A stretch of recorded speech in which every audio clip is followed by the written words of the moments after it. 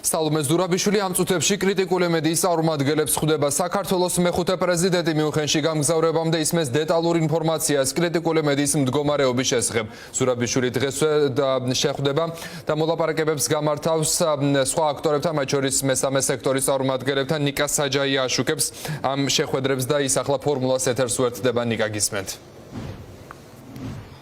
დიახ გიორგი, უკვე ერთ საათზე მეტია, რაც სალომე ზურაბიშვილი ხვდება მედიის წარმომადგენლებს. საქართველოში აქ არიან კრიტიკული მედიის წარმომადგენლები, ასევე ონლაინ პლატფორმის წევრებიც მედიიდან, რომლებიც აცნობენ სალომე ზურაბიშვილის ინფორმაციას იმ პრობლემებთან დაკავშირებით, რომელიც ქართულ მედიაში შეინიშნება. ეს ეხება ჟურნალისტურ საქმიანობაში ხელშეშლას, თავდასხმას, საჯარო მოწოდებებს, მათ შორის პოლიტიკური ტრიბუნებიდან მედიის წინააღმდეგ, თუ ეს ეხება კონკრეტულ საქმეებს, რომელიც ამ დრომდე არის გამოუძიებელი, მათ შორის ჩვენი ჟურნალისტის გურამ როგავაზე თავდასხმის ფაქტი, ასევე ტელე-პირველის გადამღებ ჯგუფზე მომხდარი თავდასხმა, მზია ამაღლობელის საკითხიც. ეს არის ის ძირითადი თემები, რომელზეც საუბრობენ ამავდროულად მედიის წარმომადგენლები, აღნიშნავენ და საუბრობენ იმ მძიმე ფინანსურ კრიზისზეც, რომელიც მედიის წარმომადგენლებს ექნება, განსაკუთრებით მაშინ, როდესაც ქართული ოცნების მხრიდან არის ახალი საკანონმდებლო ინიციატივები, რაც კიდევ უფრო მეტად დაამძიმებს არსებულ გარემოს მედიისთვის, აქ იგულისხმება ფინანსური რესურსების მოძიება. აღსანიშნავია ისიც, რომ ეს შეხვედრა მიმდინარეობს სწორედ მიუნხენის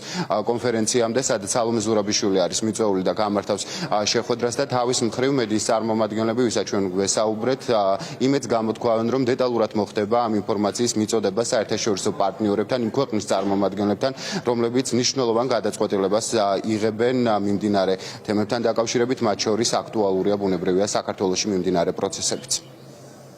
მიუნხენის კონფერენციის წინ ძალიან მნიშვნელოვანია ქალბატონ სალომესთან შეხვედრა, იმიტომ რომ ჩვენ ყველას მოგვიხსენება, რომ დღეს ქართული მედია არის უკიდურესად მძიმე ფინანსურ მდგომარეობაში, ალბათ ყველაზე მძიმე მდგომარეობაში, რაც კი თუნდაც ბოლო პერიოდში ყოფილა, შესაბამისად იმ განცხადებების ფონზე, როდესაც ჩვენი პარტნიორები კვირდებიან ფინანსურ დახმარებას, რომ თანხების გადმომისამართება მოხდება სამოქალაქო საზოგადოებისა და მედიის მიმართულებით, ძალიან მნიშვნელოვანია პრეზიდენტის როლი ამ ყველაფერში. მივაწვით იმ ძიმე სიტუაციასთან მიმართებაში, რაც მედია გარემოში არის, გამოუძიებელი საქმეები მაკა ჩიხლაძეზე, გურამ როგოვაზე, ათობით დაზარალებული ოპერატორი, ჟურნალისტი, მზია ამაღლობელზე, ქალბატონ მზიაზე, იმ კრიზისულ სიტუაციაში, რაც მედია გარემოში არის მთლიანად,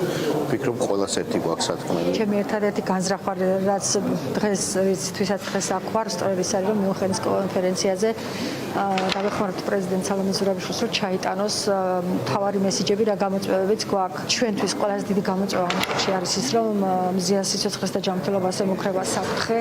ის 31 დღეა უკვე შიმშილობს, მის სიცოცხლო პარამეტრები კონტროლდება ხელოვნურად. საერთო სურათი უნდა დავანახოთ, თორე რომ არა მედიის სოლიდარობა, ალბათ ვერც მზია ამაღლობელის შესახებ გაიგებდა საზოგადოება შიგნით, ქვეყნის შიგნით და ქვეყნის გარეთ. ბუნებრივია ვისაუბრებთ ქვეყანაში არსებულ ვითარებაზე, იმ მძიმე ვითარებაზე, რომელიც არის ყველასთვის და მათ შორის არის მედიისთვის. ხო, მძიმე ვითარება ხა ჩვენთვის, როგორც ბათუმელისთვის და როგორც ჟურნალისტისთვის, ერთ-ერთი მთავარი პირველი პრობლემა არის ჩემი მეგობრის და კოლეგის მზია ამაღლობელის საკითხი, რომელიც გადაუჭრელად რჩება უკვე თვეზე მეტი ეს ადამიანი შიმშილობს და ხელისუფლებას არ აქვს არანაირი ადამიანური განცდა.